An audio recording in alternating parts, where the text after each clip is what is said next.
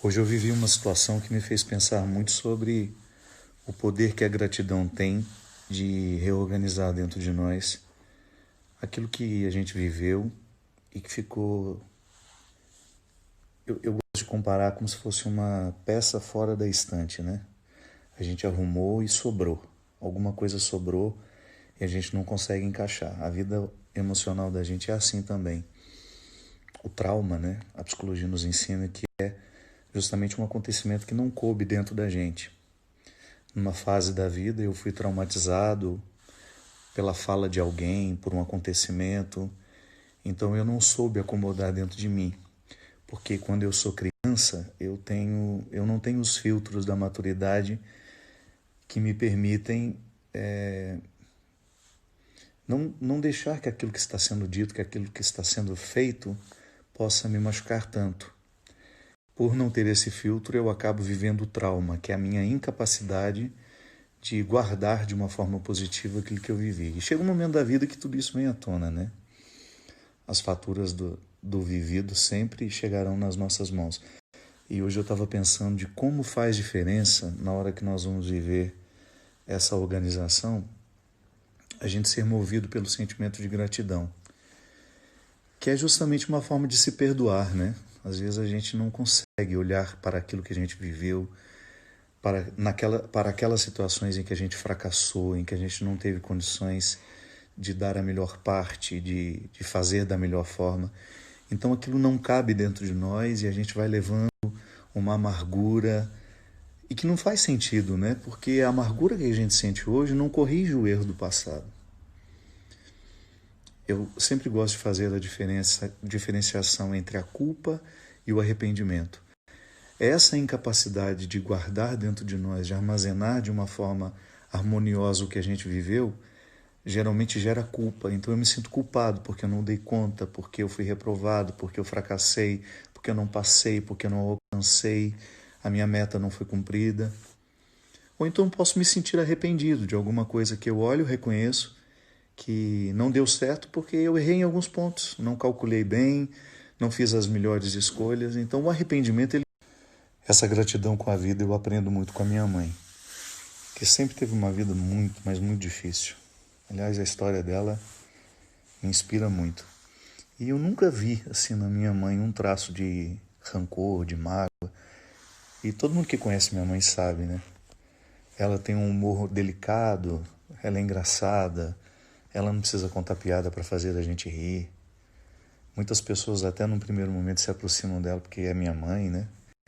Mas depois que descobrem o ser humano que ela é, eu só fico pequenininho perto dela. Ela tem uma gratidão natural. Eu sinto que minha mãe colocou tudo o que estava desarrumado dentro dela na estante das emoções. Ficou tudo muito bem guardado. E hoje, quando olho para ela, eu tenho a oportunidade de ver um ser humano de bem com a vida mesmo. Me ocorre muito uma frase da tia Judite, que é a tia do Marcos Montenegro, que perdeu um filho, assim como minha mãe perdeu também. Ela contou toda a história, que é muito triste, e depois ela sempre finalizava assim, mas está tudo certo. É isso mesmo, acho que quando a gente vive essa reconciliação diária com aquilo que nos aconteceu, a gente não vai dormir com os ressentimentos. E aí isso nos livra de nos sentirmos vítimas, coitadinhos de nós, olha como eu sofro. Porque na verdade esse é o grande... É o fato que nos paralisa, né? Quando a gente começa a se interpretar com vitimismo. Acho que fica muito mais leve a gente olhar para a vida, por mais difícil que ela seja, e ela é difícil para todos nós. Aí a gente olhar bem nos olhos dela e dizer, dona vida, a senhora não me deve nada, tá tudo certo. Vamos continuar porque tá tudo certo. Eu sei que é difícil, mas você precisa ter um momento do dia que você seja só seu. Sei que a gente precisa se doar a muitas pessoas. A vida é assim. Aliás, ela fica mais bonita à medida que a gente se doa. Só que a gente não pode se esquecer que há uma reserva emocional que a gente só repõe quando nós ficamos em solidão. E a solidão não é apenas estar desacompanhado, não, é um estado de espírito que a gente alcança toda vez que a gente se dedica a alguma coisa que nos joga para dentro. Quando você faz um caminho que não é o de fora, mas é aquele que te faz entrar dentro de você. Ali está a verdadeira solidão, a que precisa ser experimentada como um reabastecimento emocional que nos livra dessa falência que nós observamos em tantas pessoas. Eu me lembro que uma das coisas que mais me doeu no momento da minha doença foi justamente observar que eu tinha sido excessivamente dos outros e não tinha sido para mim o tanto que eu precisava. Eu descobri que a vida pública ela só faz sentido quando nós temos boas reservas de vida privada. Mas você poderia dizer, padre, você está falando isso porque é famoso, conhecido, então o senhor vive isso mais intensamente. Não. Todos nós hoje, de alguma forma, experimentamos esse excesso, esse excessivo viver para fora, esse excessivo viver para os outros. A gente às vezes vai para a academia para criar um momento só nosso, e lá a gente fica com o celular, respondendo, mandando mensagens, perdendo a oportunidade de sermos nossos naquele momento. Eu tenho compreendido também que a oração é uma feliz oportunidade que eu tenho de ser meu. Porque quando eu estou com Deus, quando eu me encontro com Ele, gosto de dizer que rezar é a gente ser recebido em audiência particular por Deus. Quando eu estou com Ele, eu estou inteiramente em mim. Quando a oração é verdadeira, quando ela é fecunda, pode observar. Ela te joga para dentro. Ela te faz caminhar por dentro. Então ali você experimenta a mais bela solidão, que é acompanhada por Deus neste momento. Eu me vejo com os olhos dele. Eu me vejo com o amor dele. Então eu corrijo muitas coisas dentro de mim ali, naquele momento. Eu reponho as minhas emoções, eu corrijo, eu curo ali diante de Deus os meus sofrimentos, as minhas mágoas. E eu tenho uma oportunidade de aprender a ser meu, para que depois, quando eu estiver com os outros, eu tenha qualidade naquilo que eu ofereço. Porque hoje o que eu observo é que nós somos excessivamente para os outros e isso não sinaliza como algo positivo, não é altruísta, não é caridoso.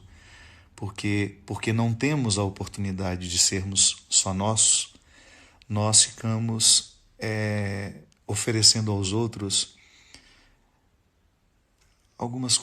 muitas coisas emocionais que já estão estragadas, muitos sentimentos estragados. Tudo porque falta uma oportunidade, ou criar na agenda do dia uma oportunidade de ficar a sós, de ser só seu, para que depois você seja bem melhor ao se oferecer aos outros. Ontem a gente estava falando que sobre o efeito da mágoa, a gente perde a capacidade de perceber o que a vida está nos oferecendo, né? Porque a mágoa ocupa muito espaço. No contexto da... Ontem a gente estava falando que sobre o efeito da mágoa, a gente perde a capacidade de perceber o que a vida está nos oferecendo, né? Porque a mágoa ocupa muito espaço. No contexto da vida com mais intensidade. E como nós temos uma tendência muito natural, uma autossabotagem, né? É estranho isso. Mas pode perceber o quanto que você às vezes é ingrato, ingrata com você. Você ouviu um monte de coisas boas ao longo do dia, aí de repente você ouviu uma que era desagradável e você resolveu guardar o que era desagradável, de mais frágil e delicado. Delicado não, naquilo que você tem de mais frágil e defeituoso, digamos, né? Não se admire, porque é geralmente o que você faz com você. Como nós temos uma natural tendência a observar aquilo que em nós não é o melhor, não é a melhor parte. E às vezes a gente alimenta isso de forma inconsciente, né? Nem tudo a gente sabe por quê. Mas às vezes eu me reconheço assim como um território ainda estranho a mim, no que diz respeito a essa capacidade de metabolizar o que de ruim eu escuto sobre mim. Você também, né? É claro que quanto mais público a gente é, mais a gente tem gente dando opinião, falando coisas boas e ruins. Mas se a gente não coloca um filtro para inibir o que chega e que cresce dentro de nós, a gente morre antes da hora. Os motivos inconscientes, né, que nos levam a ficar vulneráveis diante das mágoas, de não conseguir metabolizar. Da mesma forma, quando eu como alguma coisa, o meu organismo precisa metabolizar. Ele transforma o alimento em mim, né? O alimento passa a fazer parte de mim. A mesma coisa são as emoções, são os sentimentos. Então, se eu me sinto magoado, se eu aceito a ofensa que o outro me causa, porque a ofensa ela só fica dentro de nós quando a gente aceita, então eu vou levando essa mágoa e ela vai se transformando num estilo de vida. Observe como às vezes a gente é rodeado de pessoas amargas, insatisfeitas, infelizes e que expressam muito através da ingratidão. Ou às vezes nós somos, né, essas pessoas que manifestam a mágoa por meio da ingratidão. O fato é, minha gente, não existe receita mágica.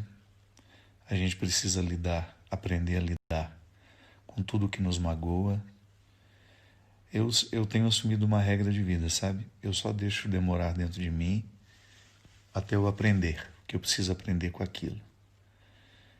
O acontecimento que me machucou, que me chateou, a crítica que eu achei que foi injusta, fica dentro de mim o tempo exato para me fazer pensar se faz sentido ou não aquilo que eu ouvi. Quando não faz sentido, imediatamente mando embora. E como é que a gente manda embora? Substituindo por coisas boas, né? A mente não pode ser ocupada por dois pensamentos ao mesmo tempo. Então, se eu escolho pensar no que magoei, no que me magoou, a mágoa vai prevalecer. Agora, se eu substituo por um sentimento bom, que às vezes pode me vir através de chegar até mim através de uma música, de uma leitura, então aquilo a gente vai conseguindo amenizar. O certo é que a gente não é um baú de lixos, de sentimentos estragados, e não faz sentido a gente carregar sentimentos que a gente sabe que são nocivos, que nos adoecem emocionalmente e fisicamente. Sim, a ciência nos ensina que as mágoas, quando não são digeridas, metabolizadas e jogadas fora, elas nos adoecem, elas nos matam antes da hora.